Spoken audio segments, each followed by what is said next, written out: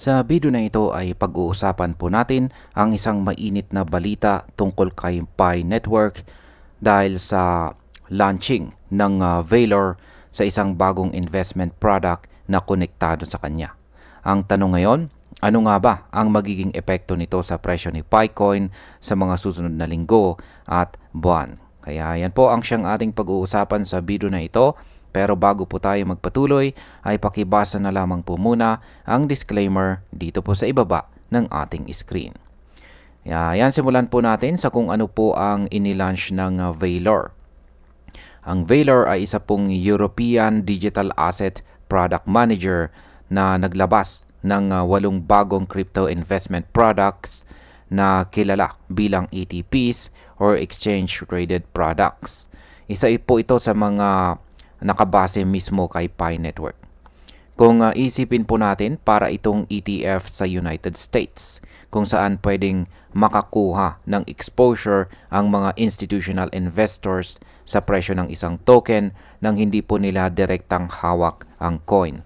Sa madaling salita, mas regulated po at mas ligtas para sa malalaking players ng market. Sa market impact, ang pagpasok po ng Pi sa ganitong klase ng traditional na market o tinatawag na TradFi, lalo na sa Europe, ay posible pong magdala ng mas maraming liquidity. Kapag may dagdag na liquidity, mas nagiging stable po ang galaw ng presyo at pwedeng magdala ng mas mataas na adoption. Ngayon ay bakit po ba importante ang ETP na ito para kay Pi Network? Kung matatandaan po natin, si Pi Network ay minsang itinuturing na isa sa pinaka-hype na token project ng taong 2025. Pero nitong mga nakaraang linggo, nakaranas po siya ng matinding pagbaba sa presyo at halos lumapit na sa kanyang all-time low.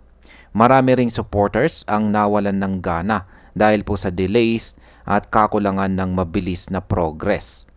Pero nitong announcement, ang Pi-based ETP mula po sa Valor, muling nabuhayan ang community.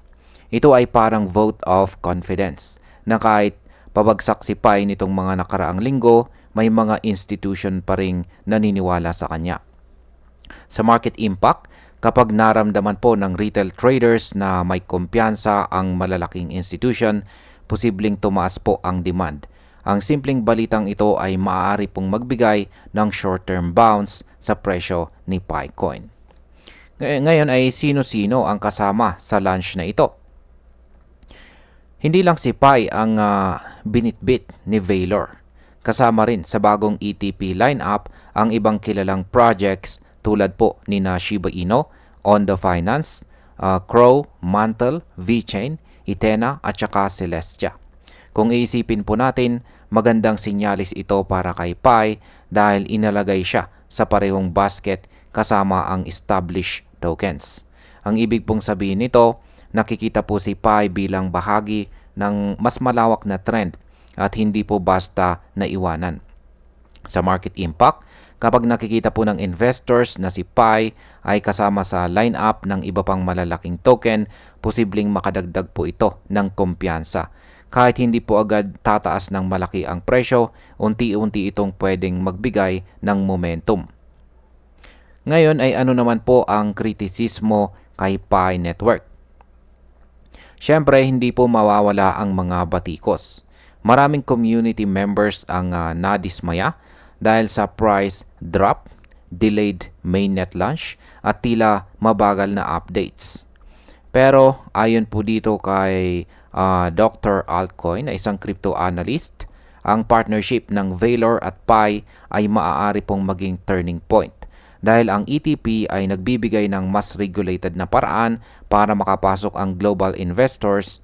Mas lumalawak po ang posibilidad na makakuha si Pi ng mas matibay na suporta mula sa institutional market.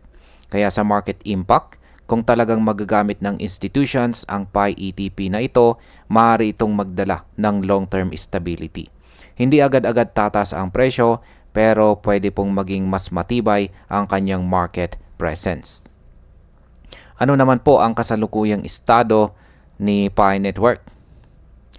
Kahit maraming setback, hindi pa rin basta-basta nawawala si Pi sa spotlight. Noong peak, umabot po ang kanyang market capitalization sa higit $11 billion at nakapwesto po siya sa ika-11 or 11th position sa buong mundo. Sa ngayon, kahit bumagsak na, mayroon pa rin siyang market value na nasa $3 billion at daily trading volume na halos $100 million. Ibig pong sabihin ay buhay pa rin ang kanyang market at hindi po ganon kadaling matitinag. Sa market impact, ang ganito pong volume ay patunay na kahit bumaba ang presyo, mayroong sapat na traders at investors na patuloy na nagbabantay at nagtatangkang makakita ng pagkakataon. At bilang panghuli, ang pagpasok po ng Valor at ang launching ng Pi-based ETP ay isang malaking hakbang para kay Pi Network. Bagamat maraming hamon at kritisismo ang kanyang kinakaharap, hindi natin maitatanggi na ang pagkakaroon ng institutional exposure ay nagbibigay po ng panibagong pag-asa.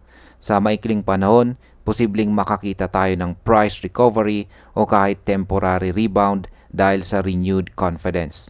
Ngunit sa long term, ang tunay na magiging batayan ng kanyang presyo ay kung paano niya maipapakita ang tunay na use case, development at saka adoption.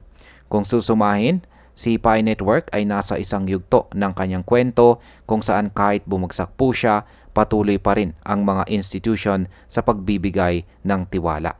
At para sa market, ang ganitong klase ng balita ay laging may potensyal na magbigay ng spark sa susunod na galaw ng presyo. At ayan, hanggang dito na lamang po tayo sa video na ito mga ka-crypto. Marami pong salamat sa panonood. Ingat po tayo lagi at God bless po sa ating lahat.